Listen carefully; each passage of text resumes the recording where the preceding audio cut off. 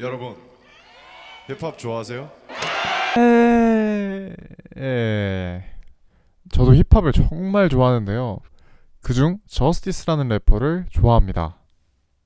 귀여운 외모, 독보적인 랩 스킬, 감미로운 발라드 등 여러 이유가 있겠지만 성공을 위해서 어느 정도 욕을 먹어가면서까지 자기 자신을 바꿀 수 있었던 사람이라는 점이 크게 다가왔습니다.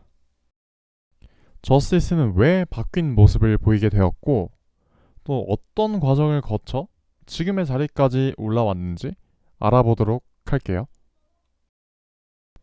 휴준생의 성공 로직, 오늘 분석해볼 대상은 저스티스입니다.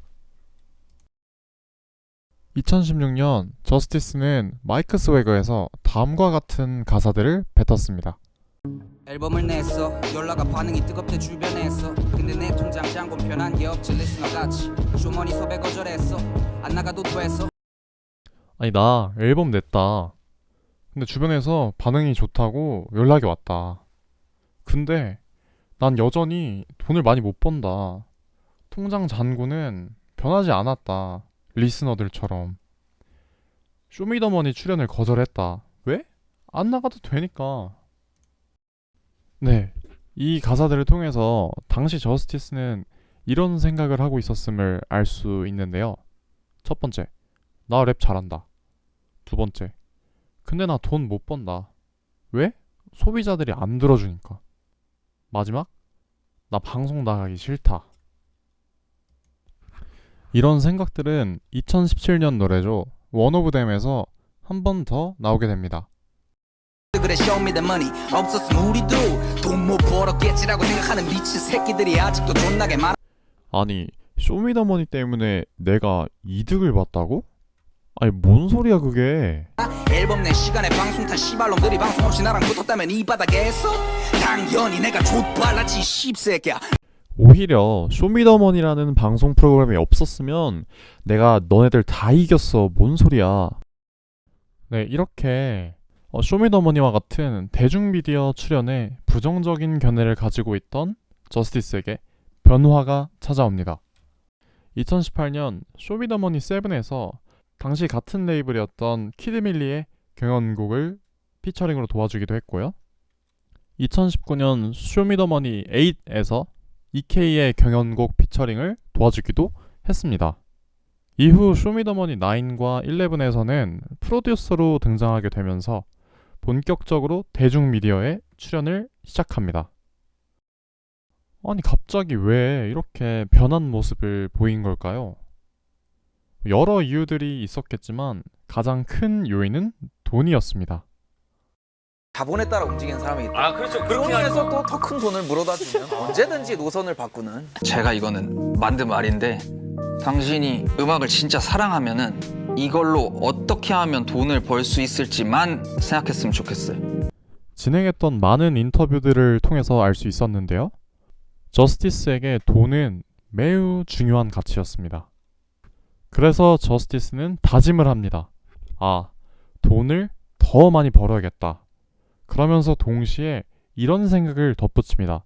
나는 이제 재화다. 그렇게 저스티스 본인이 사람들에게 제공할 수 있는 가치를 고민하게 됩니다.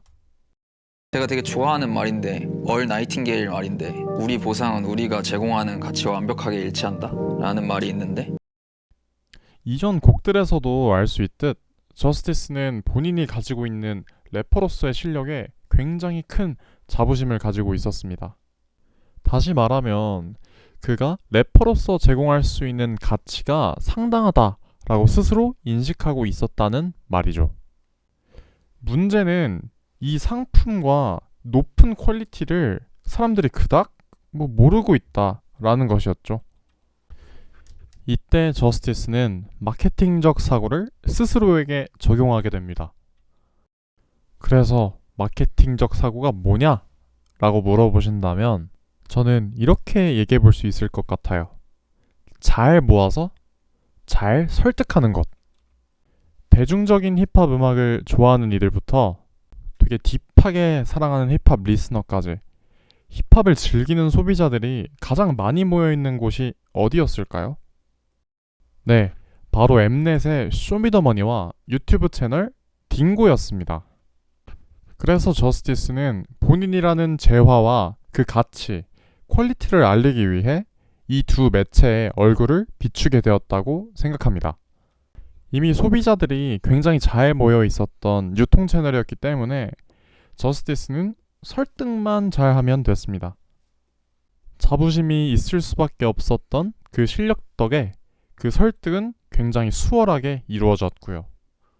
어느 순간부터 저스티스는 본인이라는 재화의 범주를 래퍼에서 엔터테이너로 확대시킵니다. 그렇게 스스로에 대한 자신이 제공할 가치에 대한 생각을 재정립한 뒤 저스티스는 정말 다양한 매체 예능들에 출연하게 됩니다. 이제 그는 그 스스로를 엔터테이너로 정의 내렸기 때문이었죠. 그리고 그의 마케팅적 행보는 아직 현재 진행형입니다. 지금까지 저스티스의 성공 로직을 살펴봤는데요. 정리해보면 다음과 같습니다.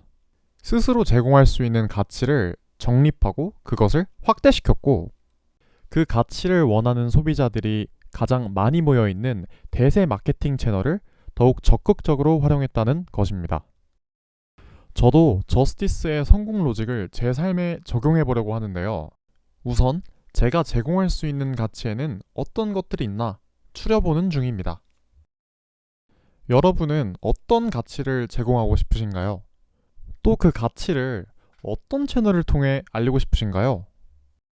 지금까지 휴준생의 성공 로직이었습니다.